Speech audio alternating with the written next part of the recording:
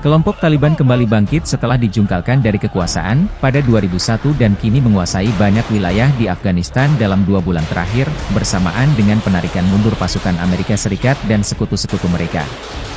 Dalam 20 tahun terakhir, peta wilayah kendali di Afghanistan lambat laun telah berubah. Di sini, kita melihat pihak mana yang berhasil menguasai wilayah-wilayah di negara itu.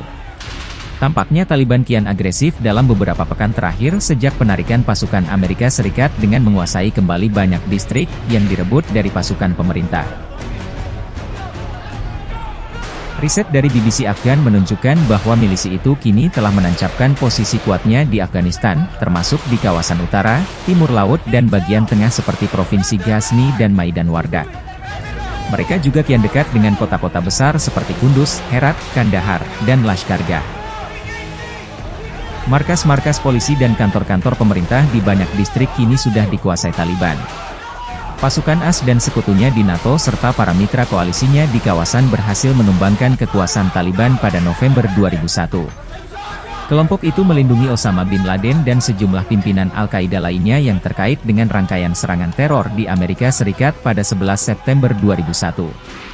Walau ada kehadiran pasukan internasional selama bertahun-tahun di negara itu, dengan kucuran uang miliaran dolar untuk mendukung dan melatih pasukan Afghanistan, tetap tidak bisa menghancurkan Taliban, yang berhasil memobilisasi lagi kekuatan mereka dan kian kuat di wilayah-wilayah terpencil. Wilayah pengaruh mereka berada di sebelah selatan dan barat daya, seperti di Provinsi Helmand, Kandahar, Uruzgan, dan Zabul. Mereka pun menancapkan pengaruh kuat di wilayah Bukit Faryab di barat laut dan wilayah pegunungan Badakhshan di timur laut. Kajian BBC pada 2017 menunjukkan bahwa Taliban telah berkuasa penuh di sejumlah distrik.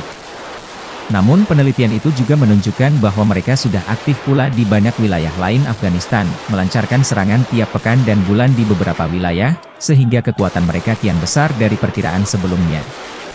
Pasukan pemerintah Afghanistan sebagian besar bertahan di kota-kota dan distrik-distrik yang terletak di dataran atau lembah-lembah sungai yang dihuni banyak penduduk. Sedangkan wilayah-wilayah yang sudah dikuasai Taliban rata-rata berpenduduk lebih sedikit, tidak sampai 50 orang per kilometer persegi di banyak wilayah. Pemerintah mengaku telah mengirim bala bantuan ke semua kota besar yang diancam Taliban dan telah menerapkan jam malam selama sebulan di hampir penjuru negeri dalam rangka menanggulangi serangan milisi itu. Walau mereka tampaknya kian dekat di beberapa kota seperti Herat dan Kandahar, Taliban masih belum bisa menguasainya. Namun kendali mereka atas banyak wilayah telah memperkuat posisi dalam bernegosiasi dan juga dalam mendapatkan pemasukan dalam bentuk pajak dan pampasan perang. Sudah banyak warga sipil yang tewas akibat konflik selama paruh pertama tahun ini. PBB menuding Taliban dan elemen anti-pemerintah lainnya bertanggung jawab atas sebagian besar kematian atas 1.600 warga sipil. Kontak senjata Taliban dengan pasukan pemerintah juga telah memaksa banyak warga mengungsi, sekitar 300.000 orang kehilangan tempat tinggal sejak awal tahun ini.